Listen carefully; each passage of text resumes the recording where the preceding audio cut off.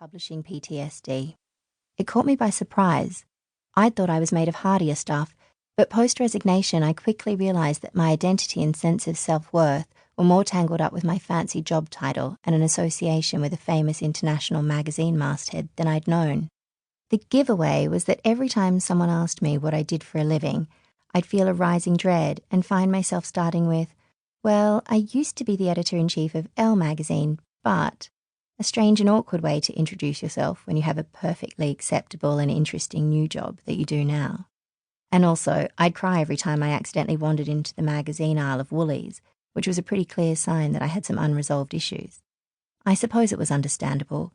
My whole life I dreamt of being the editor-in-chief of Elle. Against all odds, I'd gone and become her.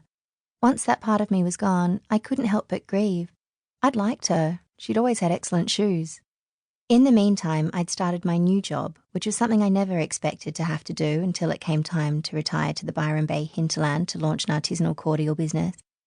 The new job was at a different company and in a different building to the storied 54 Park Street, where I'd worked on Dolly, Shop Till You Drop and Elle magazines for 15 years of my life, longer than any relationship I'd ever had or any address I'd ever called home.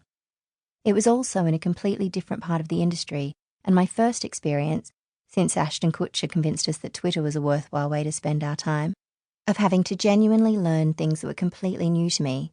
I was well and truly out of my comfort zone, and despite the advice typographic Pinterest quotes will give you about no great things ever coming from within comfort zones, at least mine had come with gifted Gucci handbags.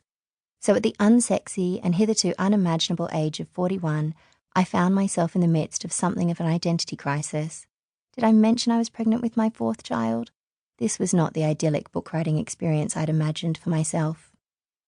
Instead of the turret, I wrote on airplanes and in hotel rooms on work trips with jet lag. I wrote in bed with my laptop balancing on my belly while battling pregnancy insomnia, and on the toilet with my laptop balancing on my lap battling pregnancy constipation.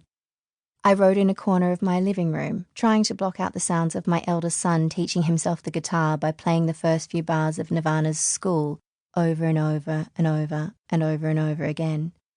I wrote whenever I could bribe my other children with more screen time just to get a little bit of blessed silence. At one point I tried dictating into my phone on my daily commute, but found myself going off on so many tangents I started to fear conversation in case that's what talking to me was actually like in real life. I wrote in the passenger seat of a rented minivan on a family road trip with 3 kids fighting in the back when I was supposed to be navigating, and I'm miraculously still married. I wrote one-handed while attempting and failing to breastfeed a colicky baby.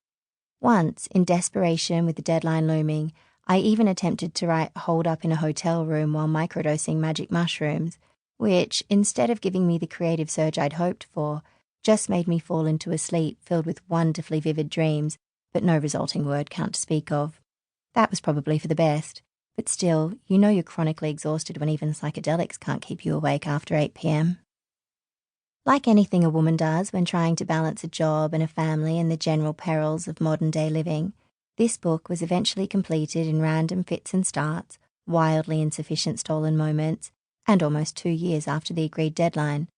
To put that into perspective, John Boyle wrote The Boy in the Striped Pyjamas in 2.5 days. That's embarrassing. But I share my shame because when a woman who has a high-profile career and multiple children does something annoying like publish a book, our natural reaction is to compare ourselves to them. What we perceive, though, is just a half-truth, a highlight reel. We don't see the fails, the imperfection, the often bloody hard work. We don't see all the snapping at their children they did or the fighting with their partner, and we definitely don't see the mess, both literal and figural, they leave behind in the wake of trying to get it done. We just think, bloody hell, she wrote a book this year and I've barely been able to keep the fiddle leaf fig tree alive. We think, how does it come so easy to her? We think, she must really have it all together, and also look at her shiny hair. Why isn't my hair that shiny? God, I'm so fat. I'm the worst at this. I once ended up in the wormhole of a parody Marge Simpson Instagram account and found myself unsettled and wanting for days. The last thing I would want this book to do is contribute to the culture of comparison that curses us all. I think it's important for anyone who picks it up to know that the process was a bit of a shit fight, and the fact that you're listening to it right now, something that is far from perfect but at least done, is somewhat of a miracle. I know that I've been lucky enough to experience a lot of high shine.